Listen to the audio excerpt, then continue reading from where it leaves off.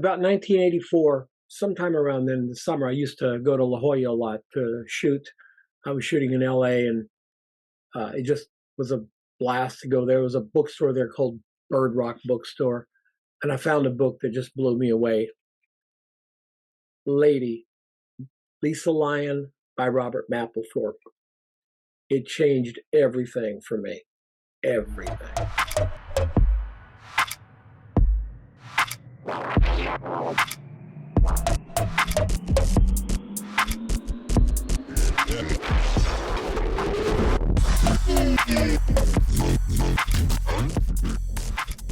This book is entirely about one subject, Lisa Lyon. Now, I hadn't seen that before. I had seen a photographer do an entire book on one subject. I've seen studies and we'd seen portfolios and things on one subject, but an entire book, it was so fascinating to me.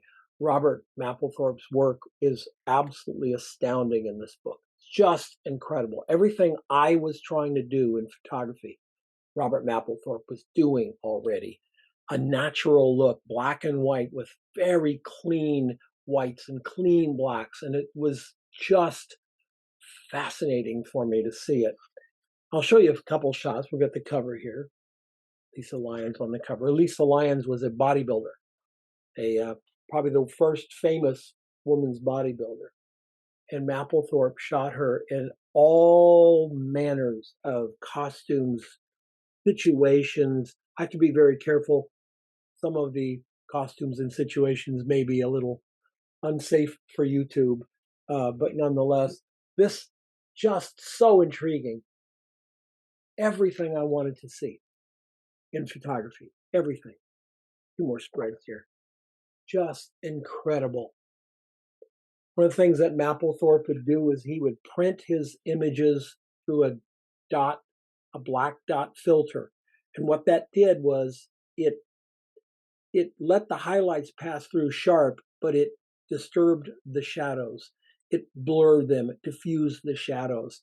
And I was busy doing the same thing.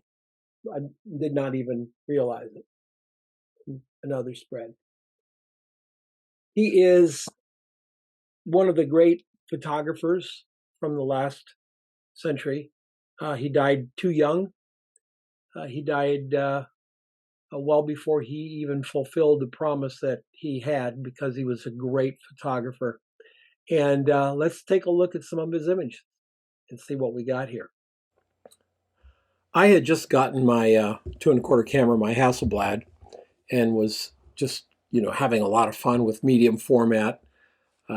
Learned to shoot on 35 millimeter, went to medium format, discovered large format, and spent a lot of time with view camera. But the look of a medium format camera just knocked me out. I was all over that. I wanted that look in my photographs. And of course, when I see pictures like this, Mapplethorpe's picture of these two gentlemen, it's just so incredible for me. The way he would shoot it, light it.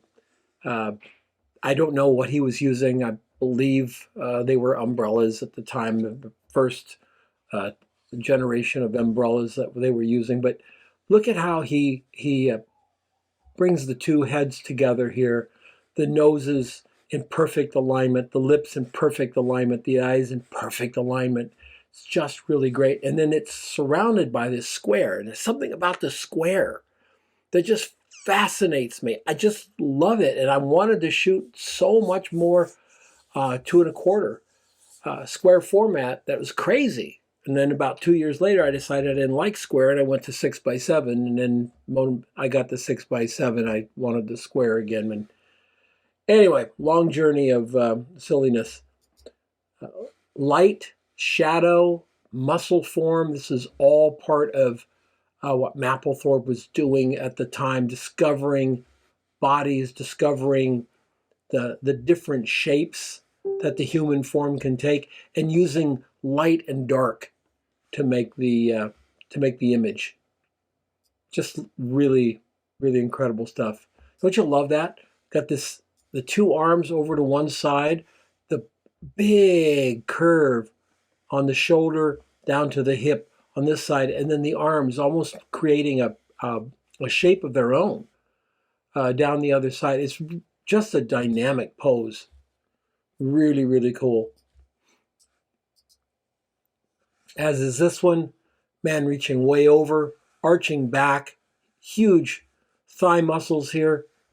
You can see all the contours of the back, the shoulders. This was photography at its simplest. Another thing that was on my mind at the time was how to simplify. I did a lot of work against a wall, a plaster wall at the time. I was shooting models and actors here in the valley here in Arizona against this wall. I was just fascinated. Now I would do whatever the client wanted me to do or what have you. That was fine. But then I would go to this wall with my subject and I would try to get something for me with the wall and the black and white light and basically one light. He was pretty famous. He got to shoot some celebrities. There's Andy Warhol, the incredible highlights in the leather jacket. This shot of Andy Warhol made me want a leather jacket really bad. And they're real practical in Phoenix, you know, when it gets all the way down in the low 80s in the wintertime. But just really wanted one, and I love the ascot scarf thing. I still wear those scarves. But just look at this bright white face, black jacket, black scarves, highlights that are pushing right up at the highest values. Just, you know, the simplicity of it all. Removing the background, making it black, but never losing Andy into the back. He doesn't fade into the back. This is very careful use of exposure in film, of course. And of course, this shot, which is the cover of the Lisa Lyon book, just a fabulous shot. Look at the muscles through here, her arms, her very stoic chin up, and then adds the widow's veil here. How cool is that? Flowers on the top, and it's just like, wow, she's emerging from a box. If I remember the whole shot, I think I saw the contact sheet on this. It's been a while. I think I saw the contact sheet on this at one point somewhere in a book. And I think she's emerging from a box, like a cardboard box. She's standing half in and half out of this box. And it was cropped down to this for the book cover. It's just amazing. Another shot that I like. Like I said, for years I shot against a plastered wall with a little board across the bottom. I don't know what they're called, you know, a little footboard, and kept the floor. It was a white linoleum floor, and I had to mop that floor here in Arizona. I had to mop that floor about every other day.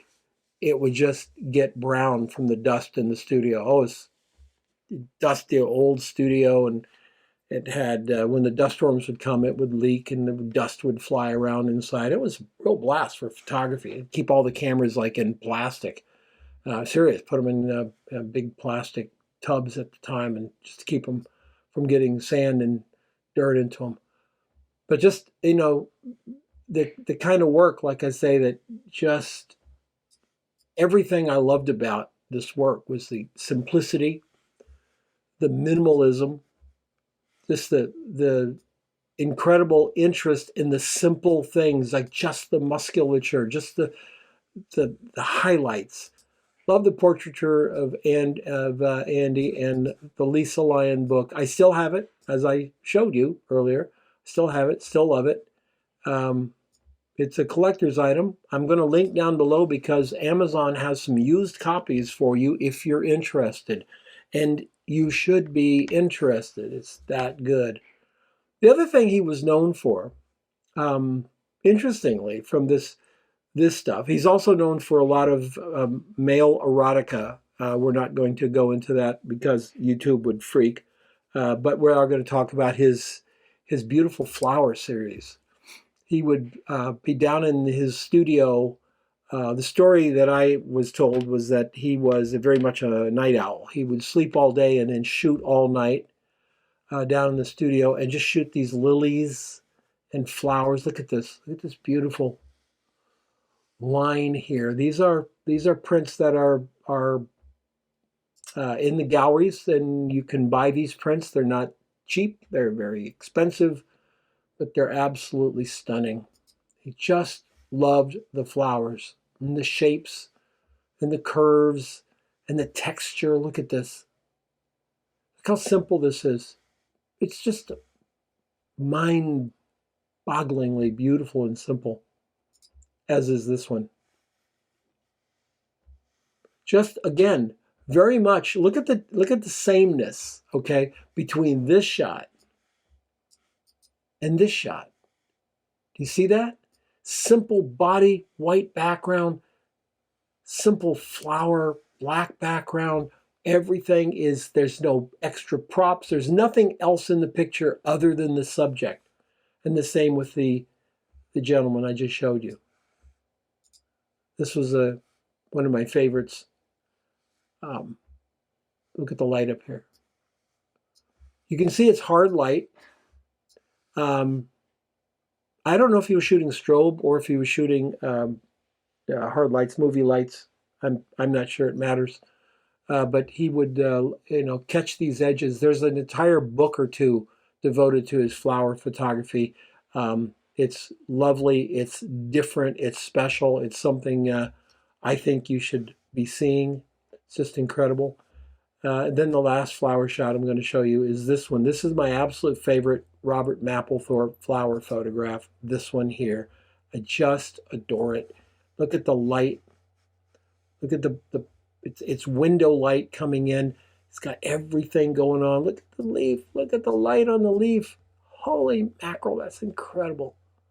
Look at this up here. Just breaking through the light just right at the top, just breaking through, giving us dimension, shape. We can feel the light coming in. We can see it hitting the bottle here. And it's just fabulous. It's a very minimalistic photograph. It's got a little bit of something going on in the background, but it's absolutely nothing but subject. So what I loved about Mapplethorpe's work is that he just refined it down to the subject. That's all that was important, the subject. So Robert Mapplethorpe, there's some links down below, some websites I've linked to. I'll link to a couple of his books at Amazon. I suggest if you enjoy really great photographers and some of the great photographers from the last century, Robert Mapplethorpe's right at the top of the list. I hope someday you have a photographer that inspires you as much as Mapplethorpe inspired me. Anyway, listen, if you like the video, go ahead and hit the like button. I don't ask people to subscribe. I know people are subscribed to gazillions of things. If you want to subscribe, that's fine. You'll also see links to the previous What Makes This Photo Great. This, I believe, is number 40.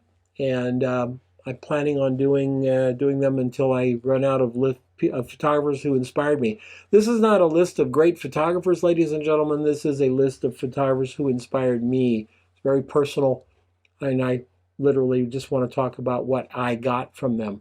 You may get something else, and you may have a different list. That's what makes the world go round. Have a great one. We'll see you next time. Thank you.